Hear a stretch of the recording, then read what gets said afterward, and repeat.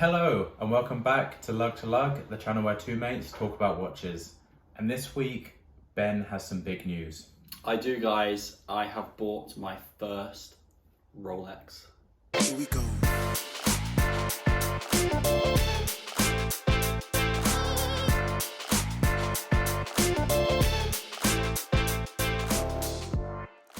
So yeah, Ben has bought a Rolex. So would you like to introduce us to your new purchase? Which model did you go for? Yeah, so I went for the 36mm Oyster Perpetual, reference 126000. With which dial colour?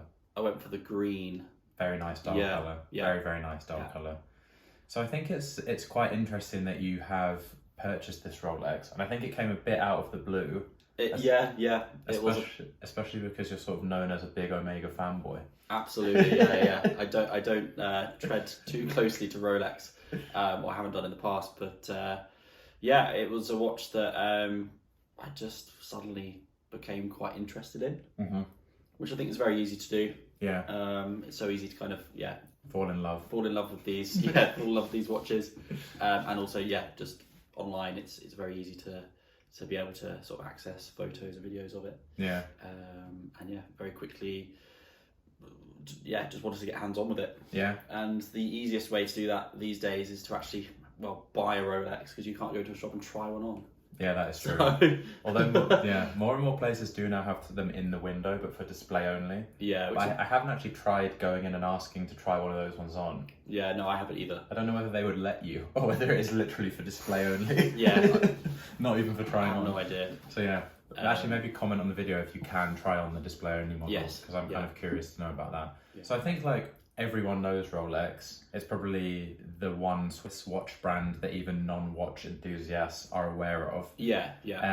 So why Rolex? Why did you want a Rolex?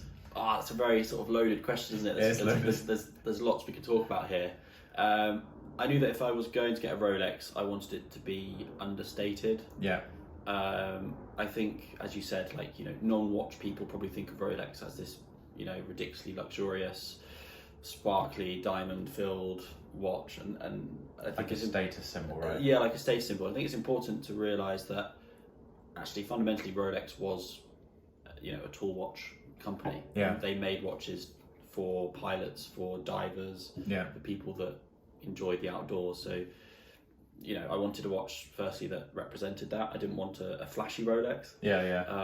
I wanted a piece that I felt comfortable wearing, and I didn't feel too ridiculous wearing as well. Yeah. And I think that this one is definitely one of the more kind of functional Rolexes, actually, isn't it? It's been distilled down to the bare bones almost of what you want in a watch. Absolutely, yeah. It's quite a subdued piece, really. It's brushed all over, apart from the bezel. Yeah. So from a practical point of view, if you pick up scratches and scuffs, they're not really going to show much. Yeah. And also it just dampens down the flashiness of the watch as well. That's true. Which I quite like. Yeah. Have you had, since you bought this watch, well, how long have you had it now, actually? Just under a month. Okay. Have you had anyone say nice Rolex? Have you had anyone notice that it's a Rolex? Have you had? Yeah. I've had a few people at work. Presumably they obviously know a little bit about watches to obviously recognise what I'm wearing. But yeah, it's quite nice when people obviously talk to me about my watch. Yeah, that's nice. It's a nice talking point. But that isn't really obviously why I bought it. I bought it because, for me, I think it's a very nice Rolex. Yeah. And as I said, it's understated. It's not too flashy, and it goes under the radar at 36mm. That's true. Which is an interesting size for me to go for, when you consider that my Formex is 39mm. The Seamaster that I've got is 42. Yeah. And the Oris was 40. Yeah. So it's quite a big jump down in size. But it wears really well. Yeah. So was the 36mm a conscious decision, or was it just because that was the one that was most readily available? How did you come to have the 36? Yeah, there were two factors really. One was a cost factor. So the 36mm Rolex was slightly less expensive Yeah. than the 41. And then also my sister's partner has a Oyster Perpetual from 2001. Okay. Somewhere around that. It's not quite vintage yet, but it's heading towards that. And that is 36mm. And so I saw him a few months ago and tried it on, and was like pleasantly surprised at how well it suited the size of my wrist. Yeah. I think it does wear really nicely. Like it still has enough presence to be quite sporty, but then it is a bit more elegant. I think that smaller size. Yeah. And it looks a bit more classy somehow, I think, than having the bigger one. And I think I went for the green colour. It's Rolex's official colour, green. And for whatever reason, this is very bizarre. Maybe it's because it's the summer, but the first thing I thought of, it might be the affiliation with Roger Federer as well. But when I saw the green, I thought of Wimbledon. Yeah, it does. It's that wet paint look, but like a rich grass look. Yeah. It is it's a beautiful colour. Yeah. And hopefully we've managed to capture it in the images and video that we have in here for you guys. But it really changes a lot as well, doesn't it? Yeah. Depending on the light. Yeah. So like sitting here right now, it's obviously it almost looks black. Yeah. It goes really, really dark. And then in strong light, it is really a vivid green. Like it's really, I think they've done a great job with the colours here across the whole range. Actually, to be honest, they have 36mm. Yeah, definitely. Not 36mm of the new Oyster Perpetual, I should say. Yeah. And one thing that's actually interesting on the size is so I had an OP as well, and that was 39. And I think that it's interesting that Rolex killed that size and moved to 36 and 41. Because I've heard a few people now saying actually the 41 feels too big. Yeah. And so I think that there's probably more and more people who are actually saying 36 is the sweet spot when it comes to this watch. Although interestingly, the 41 OP actually measures closer to 39mm. Ah, really? Yeah. Okay. Yeah. I've seen some YouTuber guys talking about the dimensions, and actually when they've measured it, it actually comes out almost 39mm. Oh, really? Yeah. Okay. Well, there we go. So, I'm wrong. False marketing by Rolex. False marketing by Rolex. And that's the importance of always trying watches on if you can. So the dimensions on this one is 36mm. The lug to lug is how much? The lug to lug measures around 44mm. Okay. The lug width is 20mm. So it's versatile if you wanted to swap it out. Yeah. The thickness is 11.5mm. 11.5. It's pretty slim, isn't it? Yeah. Yeah, it wears very nicely. Which makes it, I imagine it's really comfortable on the wrist, right? You probably don't notice it. Yeah. And Rolex have a lovely way of sort of contouring the lugs down. Sort of these I don't know how you describe it, I guess. Yeah. Sort of like the shape of the lugs. The shape of the lugs. And the end links as well don't stick out too much, so the bracelet does drop down quite nicely. Don't know if you guys can see that if I hold it like this. Yeah, that's really, really nice. But yeah, I think when you put this on the wrist after wearing like the 42mm Seamaster, it feels so different, doesn't it? It feels very light, and it feels almost like just insignificant. But I think you also forget it's there almost, which I think is a sign of a good watch sometimes, where it's not like you're not hitting it on stuff. It doesn't feel really heavy. It just like kind of blends into your wrist almost. Yes, which is always really, really nice. And I think it's been important for me as a watch enthusiast to actually buy a watch this size, because at one point I was very sort of what's the word, structured in what size I wanted my watch to be. But actually I've now got a 36mm watch, and I've also at the other spectrum got a 42. And I'm quite comfortable wearing watches of both of those sizes. It doesn't really bother me. If I'm feeling sporty and boisterous, I'll go for the Omega. If I'm feeling slightly subdued and shy, then I'll go for the Rolex. Yeah, in all seriousness though, it is true. You do need different watches for different occasions. It's not. It would be a shame, I think, to have a watch collection that was all 42mm dive watches. It'd be boring. It would be a bit boring. Variety is the spice of life, as they say, especially when it comes to watches. Is that Rolex's motto? Yeah, I think so. Okay, cool. So is there anything else that we want to call out on this? The movement, I guess, is one thing that we should mention on Rolex. Yeah, important one. So this is the new 3230 movement, which was designed specifically for this reference. Mm-hmm. So it's a brand new movement to all intents and purposes.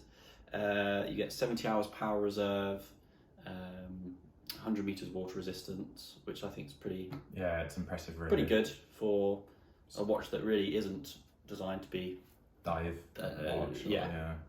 And it's a superlative chronometer. Screw down crown. Yeah. That's the thing about Rolex. I think is like, to the point you made at the beginning is, yes, it is like a luxury brand. It's a status symbol, but fundamentally they are just really well built, like solid watches. Yeah. Like the movements are some of the best. Yeah. In the industry. Yeah. The finishing's really good. Yeah. You know it's going to be robust. Yeah, absolutely. Like I mean, it's a cliche, isn't it? But they do say, Rolex should last a lifetime and beyond, really. Yeah.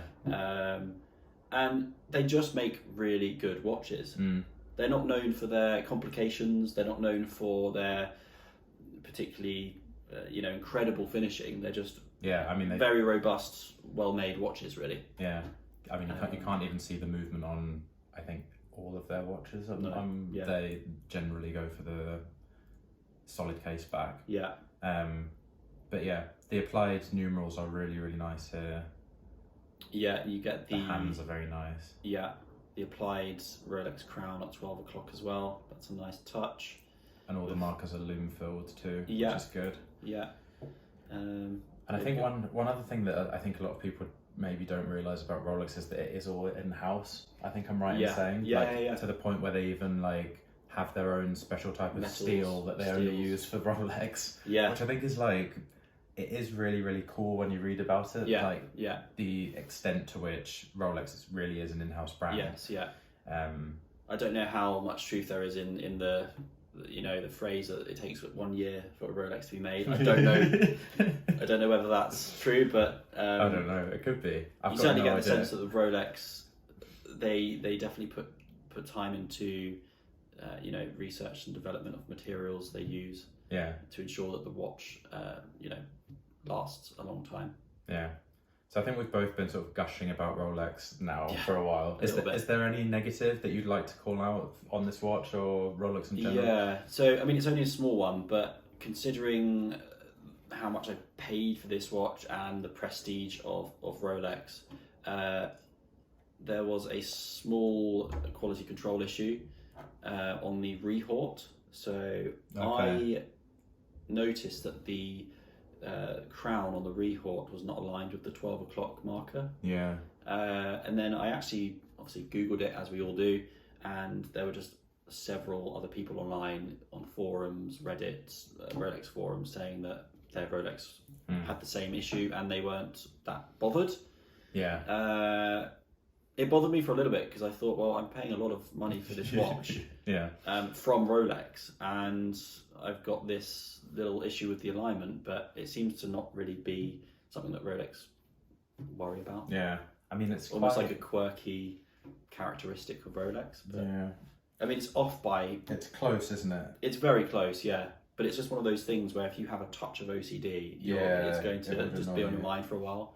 The actual applied crown is perfectly aligned. Yeah. Which would be the one that I think would really be a deal breaker. Absolutely, yeah. If there's an actual issue with the dial itself, yeah. But that one, I think I could probably live with that. I think most people probably could. Yeah.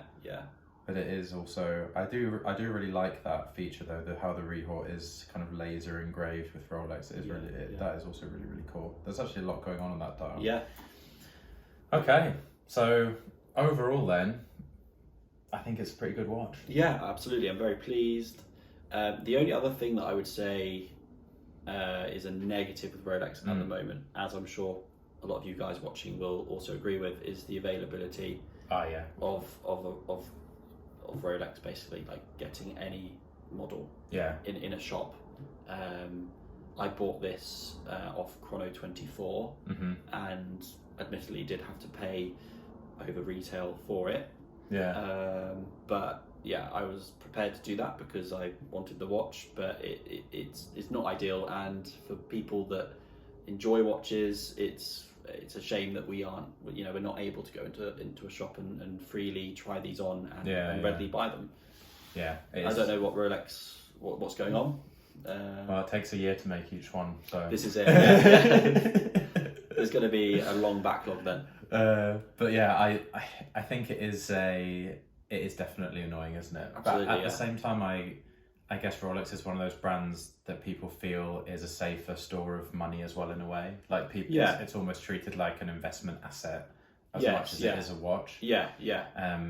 Which is good and bad, because it means it's really hard to get them. But then if you do get one, hopefully in a few years you could sell this and break even at least. At least, yeah, which I think is important. If you've got an asset which at least breaks even, you're not losing money. Yeah. And at the same time, it's a tangible object which you can hopefully enjoy whilst you own it. Yeah. You know, these are designed to be worn.